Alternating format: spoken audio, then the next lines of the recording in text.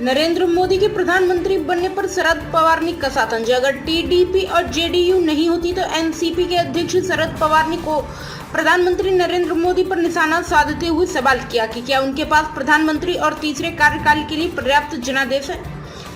पवार ने कहा कि हाल में ही संपन्न हुए लोकसभा चुनाव में बीजेपी बहुमत हासिल करने से चूक गई और केंद्र में नई गठबंधन सरकार बनाने के लिए उसे अपने सहयोगियों का समर्थन लेना पड़ा। उन्होंने पुणे से लगभग 125 किलोमीटर दूर अहमदनगर में पार्टी के एक सम्मेलन में यह बात कही। यह सम्मेलन राष्ट्रवादी कांग्रेस पार्टी एनसीपी के 25वें स्थापना दिवस के अवसर पर आयोजित किया गया था, जहां नवनिर्वाचित सांसदों को सम्मानित किया गया। राज्यसभा सदस्य पवार ने कहा कि नरेंद्र मोदी ने प्रधानमंत्री पद की शपथ ली, लेकिन शपथ लेने से पहले क्या उन्हें देश की जनता का जनादेश मिला था? क्या देश की जनता ने उन्हें इसके लिए सहमति दी? उनके बीजेपी के पास बहुमत नहीं था। उन्हें तेलुगु देशम पार्टी और बिहार के मुख्यमंत्री नीतीश कुमार की मदद लेनी पड़ी। उनकी वजह से ही वे सरकार बना पाए। पवार ने कहा कि प्रधानमंत्री का पद देश का है, किसी विशेष पार्टी का नहीं। उन्होंने कहा कि प्रधानमंत्री को समाज के सभी वर्गों, जातियों और धर्मों के बारे में सोचना चाहिए।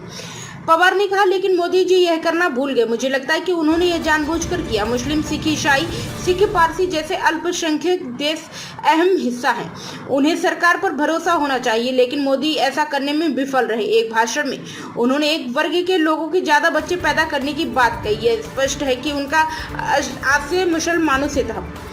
एनसीपी शरद चंद्र पवार के प्रमुख ने कहा कि उन्होंने प्रधानमंत्री मोदी से कहा कि अगर सत्ता इन लोगों के हाथ में चली गई तो वे महिलाओं के मंगलसूत्र आदि छीन लेंगे। क्या देश में ऐसी चीजें कभी हुई हैं? मोदी ने यह भी कहा कि अगर विपक्ष सत्ता में आता है तो अगर किसी के पास 2 भैंसें तो वे 1 भैंस भी ले जाएंगे। क्या किसी प्रधानमंत्री को इस तरह की बातें करनी चाहिए? दूसरों की आलोचना करने के मामले में मोदी ने संयम नहीं अपनाया। पवार ने मोदी पर कटाक्ष करते हुए कहा कि उनके कार्यों से पता चलता है कि जब सत्ता वापस पाने की संभावना कम हो जाती है तो व्यक्ति बेचैन हो जाता है।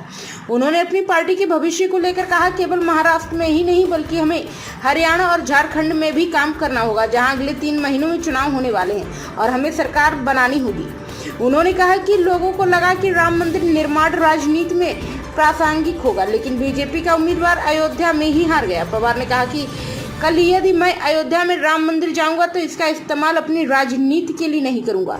अयोध्या की जनता ने मोदी के गलत कामों को पहचाना और बीजेपी को उम्मीदवार की हार सुनिश्चित की।